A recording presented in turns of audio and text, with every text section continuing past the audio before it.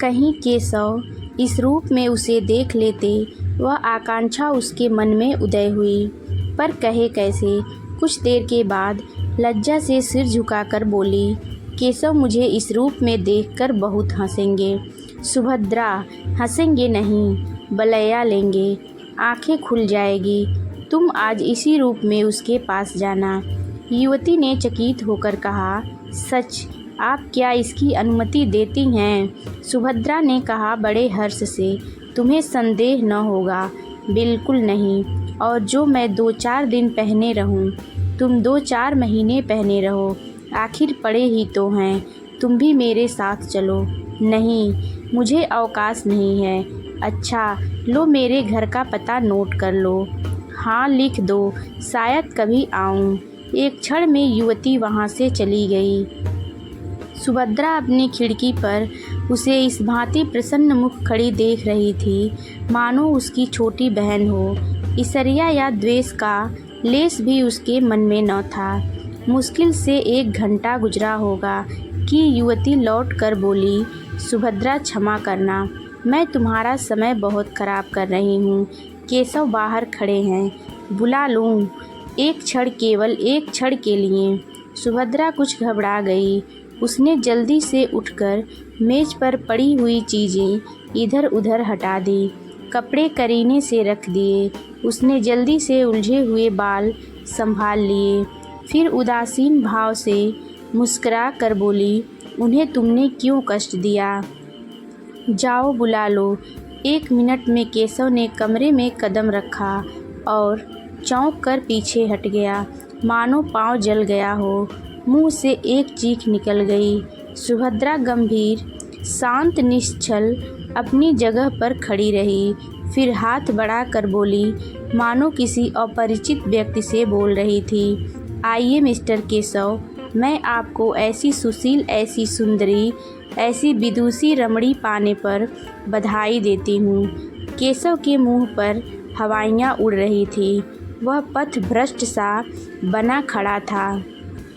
लज्जा और ग्लानि से उसके चेहरे पर एक रंग आता था, एक रंग जाता था। यह बात एक दिन होने वाली थी अवश्य, पर इस तरह अचानक उसकी सुभद्रा से भेंट होगी, इसका उसे स्वप्न में भी गुमान न था। सुभद्रा से यह बात कैसे कहेगा, इसको उसने खूब सोच लिया था। उसके आक्षेपों का उत्तर सोच लिया था, पत्र के शब्द तक मन में अंकित कर लिए थे। ये सारी तैयारियां धरी रह गई और सुभद्रा से साक्षात हो गया। सुभद्रा उसे देखकर जरा सी नहीं चौंकी। उसके मुख पर आश्चर्य, घबराहट या दुख का एक चिन्ह भी न दिखाई दिया। उसने उसी भांति उससे बात की, मानो वह कोई अजनबी हो। यहाँ कब आई, कैसे आई, क्यों आई, कैसे गुजर करती है, यह और इस तरह के असंरभ्य प्रश्न पूछने के लिए केशव का चित्त चंचल हो उठा। उसने सोचा था सुभद्रा उसे धिक्कारेगी, विष खाने की धमकी देगी, निष्ठुर, निर्दय और न जाने क्या क्या कहेगी। इन सब आपदाओं के लिए वह तैयार था, पर इस आकस्मिक मिलन, इस गर्वयुक्त उपेक्षा के लिए वह तैयार न था। वह प्रेम व्रतधारिणी सुभद्रा इतनी कठोर, इतनी हृदय शून्य हो गई है। अवश्य ही इसे सारी बातें पहले ही मालूम हो चुकी है। सबसे तीव्र आघात यह था कि इसने अपने सारे आभूषण इतनी उदारता से दे डालें और कौन जाने वापस भी न लेना चाहती हो। वह परास्त और अप्रीतम होकर एक कुर्सी पर बैठ गया। उत्तर में एक शब्द भी उसके मुख से न निकला। युवती ने कृतज्ञता का भाव प्रकट करके कहा, इनके पति इस समय जर्मनी में हैं। केशव ने आंखें फाड़कर देखा पर कुछ बोल न सका। युवती ने फिर कहा, बेचारी संगीत के पाठ पढ़ाकर और कुछ कपड़े सीकर अपना निर्वाह करती है। वह महाशय यहाँ आ जाते तो उन्हें उनके सौभाग्य पर बधाई देती। केशव इस पर भी कुछ न बोल सका, पर सुभद्रा ने मुस्कुरा कर कहा, वह मुझसे रूठे हुए हैं, बधाई पाकर और भी झल्लाते। युवती ने आश्चर्य से कहा, तुम उन्हीं के प्रेम में यहाँ आई? अपना घर बार छोड़ा, यहाँ मेहनत मजदूरी करके निर्वाह कर रही हो, फिर भी वह तुमसे रूठे हुए हैं। आश्चर्य। सुभद्रा ने उसी भांति प्रसन्न मुख से कहा, पुरुष प्रकृति की आश्चर्य का विषय है, चाहे मिस्टर केशव इसे स्वीकार न करें। युवती ने फिर केशव की ओर प्रेरणापूर्ण दृष्टि से देखा, लेकिन केशव उसी भांति अप्रितम बैठा रहा। उसके हृदय पर यह नया आघात था। युवती ने उसे चुप देखकर उसकी तरफ से सफाई दी। केशव स्त्री और पुरुष दोनों को ही समान अधिकार देना चाहते हैं। केशव डूब रहा था। तिनके का सहारा पाकर उसकी हिम्मत बढ़ गई। बोला, विवाह एक प्रकार का समझौता है, दोनों पक्षों को अधिकार है, जब चाहे उसे तोड़ दें। युवती ने हामी भरी। सभ्य समाज में यह आंदोलन बड़े जोरों पर है। सुभद्रा ने शंका की, किसी समझौते को तोड़ने के लिए कारण भी तो होना चाहिए।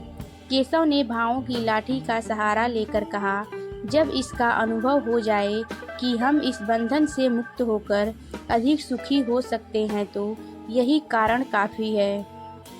स्त्री को यदि मालूम हो जाए कि वह दूसरे पुरुष के साथ, सुभद्रा ने बात काट कर कहा, क्षमा कीजिए मिस्टर केशव, मुझमें इतनी बुद्धि नहीं कि इस विषय पर आपसे बहस कर सकूं। आदर्श समझौता वही है जो जीवन पर्यंत रहे। मैं भारत की नहीं कहती, वहाँ तो स्त्री पुरुष की लौंडी हैं।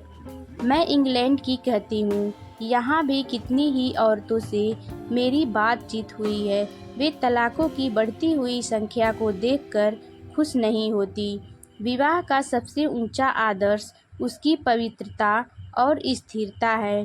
पुरुषों ने सदैव इस आदर्श को तोड़ा है, स्त्रियों ने निभाया है। अब पुरुषों का अन्याय स्त्रियों को किस ओर ले जाएगा, नहीं कह सकती। इस गंभीर और संयत कथन ने विवाद का अंत कर दिया। सुभद्रा ने चाय मंगवाई। तीनों आदमियों ने पी। केशव पूछना चाहता था, अभी आप यहाँ कितने दिन रहेंगी, लेकिन न पूछ सका। वह यहाँ 15 मिनट और रहा, लेकिन विचारों में डूबा हुआ चलते समय उससे न रहा गया। पूछ ही बैठा, अभी आप यहाँ कितने दिन और रहेंगी। सुभद्रा ने जमीन की ओर ताकते हुए कहा, कह नहीं सकती, कोई ज़रूरत हो तो मुझे याद कीजिए। इस आश्वासन के लिए आपको धन्यवाद। केशव सारे दिन बेचैन रहा। सुभद्रा उसकी आंखों में फिरती रही। सुभद्रा की बातें उसके कानों में गूंजती रही। अब उसे इसमें कोई संदेह न था कि उसी के प्रेम में सुभद्रा यहाँ आई थी। सारी परिस्थिति उसकी समझ में आ गई थी। उस भीषण त्याग का अनुमान करके उसके रोए खड़े हो गए। यहाँ सुभद्रा ने क्या क्या कष्ट झेले होंगे, कैसी कैसी यातनाएं सही होंगी, सब उसी के कारण।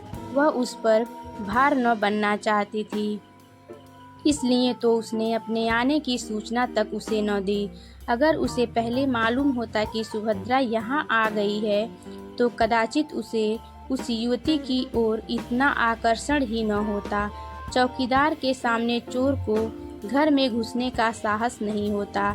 सुभद्रा को देखकर उसकी कर्तव्य चेतना जागृत हो गई। उसके पैरों पर गिरकर उससे क्षमा मांगने के लिए उसका मन अधीर हो उठा। वह उसके मुंह से सारा वृतांत सुनेगा, यह मौन उपेक्षा उसके लिए असहाय थी। दिन तो केशव ने किसी तरह काटा, लेकिन ज्यों ही रात के 10 बजे वह सुभद्रा से मिलने चला। युवती ने पूछा, कहाँ जाते हो? केशव ने बूट का लेस बांधते हुए कहा, जरा एक प्रोफेसर से मिलना है, इस वक्त आने का वादा कर चुका हूँ। बहुत जल्द आऊँगा, जल्द आना। केशव घर से निकला तो उसके मन में कितनी ही विचार तरंगे उठने लगी। कहीं सुभद्रा मिलने से इनकार कर दे तो नहीं, ऐसा नहीं हो सकता, वह इतनी अनुदार नहीं है। हाँ, यह हो सकता है कि वह अपने विषय में कुछ न कहे। उसे शांत करने के लिए उसने एक कथा की कल्पना कर डाली। ऐसा बीमार था कि बचने की आशा न थी। उर्मिला ने ऐसी तन्मय होकर उसकी सेवा शुश्रूषा की कि उसे उससे प्रेम हो गया।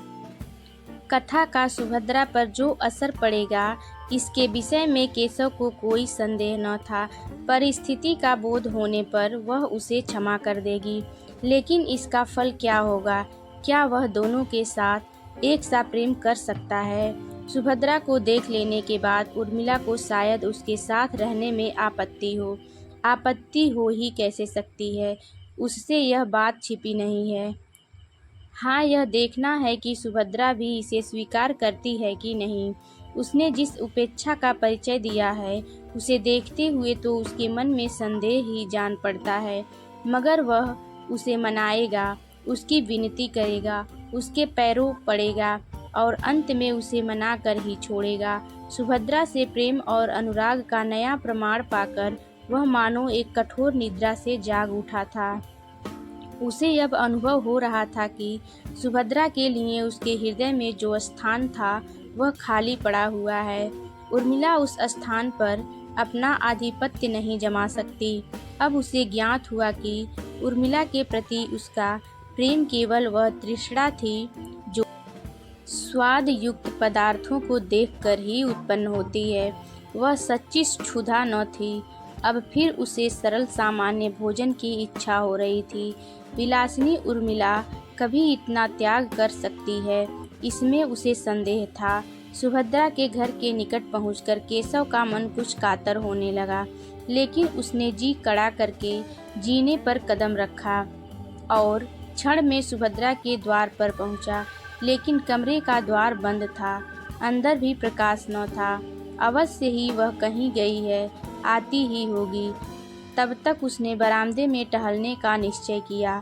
सहसा मालकिन आती हुई दिखाई दी। केशव ने बढ़कर पूछा, आप बता सकती हैं कि यह महिला कहाँ गई है? मालकिन ने उसे सिर से पांव तक देखकर कहा, वह तो आज यहाँ से चली गई। केशव ने हकबका कर पूछा, चली गई? कहाँ चली गई? यह तो मुझसे कुछ नहीं बताया। कब गई?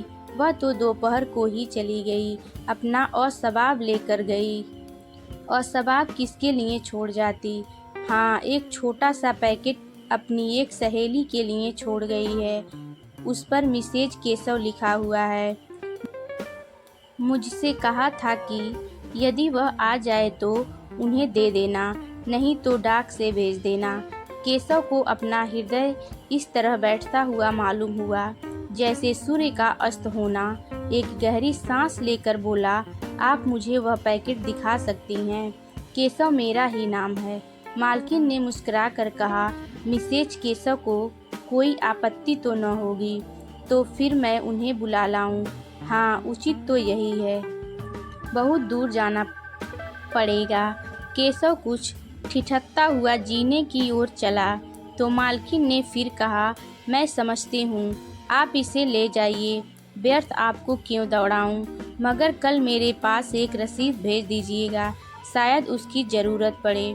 यह कहते हुए उसने एक छोटा सा पैकेट लाकर केशव को दे दिया। केशव पैकेट लेकर इस तरह भागा मानो कोई चोर भागा जा रहा हो। इस पैकेट में क्या है, यह जानने के लिए उसका हृदय व्याकुल हो रहा था। इसे इतना विलंब असहाय था कि अपने स्थान पर जाकर उसे खोले। समीप ही एक पार्क था, वहां जाकर उसने बिजली के प्रकाश में उस पैकेट को खोल डाला।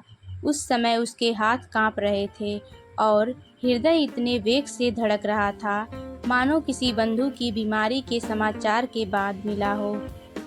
पैकेट का खुलना था कि केशव की आंखों से आंसुओं की झड़ी लग गई। उसमें एक पीले रंग की साड़ी थी, एक छोटी सी सिंदूर की डिबिया और एक केशव का फोटो चित्र के साथ ही एक लिफाफा भी था। केशव ने उसे खोलकर पढ़ा। उसमें लिखा था, बहन मैं जाती हूँ, यह मेरे सुहाग का शव है, इसे टेम्स नदी में विसर्जित कर देना। तुम्ही लोगों के हाथों यह संस्कार भी हो जाए तो अच्छा रहेगा। तुम्हारी सुभद्रा। केशव मरमाहत सा पत्र हाथ में लिए वहीं घास पर लेट गया और फूट फूट कर रोने लगा।